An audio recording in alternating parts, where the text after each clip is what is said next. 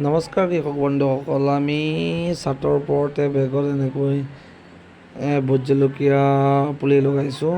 তো ইয়াতে এনেকৈ খুঁটি মাৰি দিছোঁ কেইটা হলি মানুহকে। ইয়াতে ধৰিব পৰা নাইকিয়া ফুটা ফুটা হৈ গৈছে, কি বেমাৰ হৈছে এইটো। বাকী পুলিকেইটা অলপ ডাঙৰ হৈছে। এইটো কাটিং নকৰাকৈ ডাল আহি গৈছে প্ৰায়ভাগ পুলিতে, কিবা 1G 2G এনেকুৱা কাটিং দিয়ে যেন, এই কাটিংটো নিদিয়াকৈ আহি গৈছে। তো এইকেইটাততো ফুল আহিয়ে গৈছে।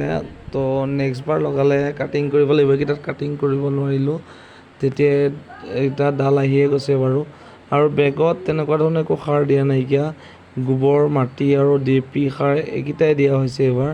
তো এইবাৰ চাই লওঁ, তাৰপিছত দেখা যাব ভাল হয় নে নহয়। তাৰপিছত ভালকৈ বেছি সাৰ দিব লাগিব। তো ডালকেইটা যাতে ভাঙি নাযায়, হলি নাযায়, সেইকাৰণে এইকেইটা বান্ধি দিয়া হৈছে খুঁটিকেইটা। তো ওপৰত অলপ বতাহ আহি থাকে ছাতৰ ওপৰত, সেইটো কাৰণে যাতে ডালকেইটা ভঙা নাযায়, তাৰ কাৰণে এনেকৈ খুঁটি পুতি দিয়া হৈছে। আৰু পানী দিয়া হোৱা নাই, মাটিটো চহাই পেলাই পানী দিয়া হ'ব। এইবাৰ পুলিখিনি এনেদৰে ৰোপণ কৰা হৈছে আৰু কিছুমানত কলি পেলাইছে।